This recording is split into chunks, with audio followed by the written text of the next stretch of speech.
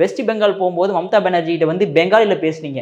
बांगालेर बागीदेर प्रेम बोरा नमस्कार हजार मील दूर देखे तूरे तकले वो आमरा अगदई. ஏன் இங்கே பீகாரில் அதே ரெண்டு லைன் மட்டும் ஹிந்தியில் பேசியிருக்கலாம்ல?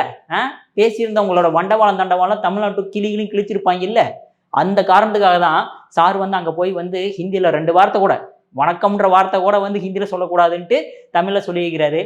அதையாவது உருப்படியாக சொல்லணுமா இல்லையா? தமிழில் பேசுகிறீங்க. அது பார்த்து படிக்கும்போது கூட வந்து my dear brother Rajiv Gandhi அவர்களே, ராஜீவ் காந்தி அவர்கள் போய் பல வருஷம் ஆட்சி தலைவரே, அவரை தான் கொண்டு போய் கட்டி பிடிச்சிங்க நீங்கள். இது எல்லாமே வரலாறு பேசுமா பேசாதா? இது கூட தெரியாமல் போயிட்டு அங்கே போய் my dear brother Rajiv Gandhi அவர்களே மறந்துட்டார். அதையுமே மறந்துட்டார். அதுவுமே இங்கே இருக்கிறவங்க எப்படியாப்பட்ட ஆட்கள், நம்ம ஆட்கள் பார்த்தீங்கன்னா, ஐயோ ராஜீவ் காந்தின்னு சொல்லிட்டாரு, இந்த ராகுல் காந்தியை மாற்றணுமே அப்படின்ட்டு உடனே ராகுல் காந்தின்னு போட்டு மாற்றிட்டு, அந்த அண்ணாமலை அவர்கள் சூப்பராக போட்டிருக்காரு, பேட்ச் ஒர்க் செம்மையாக பண்ணியிருக்காங்க அப்படின்ட்டு அந்த ராகுல் காந்தி அப்படின்ற வேர்டு மட்டும் சவுண்ட் டிஃப்ரெண்டாக வரும் பாருங்க. அந்த அளவுக்கு நடந்துகிட்டு இருக்குது அங்கே பீகாரில்.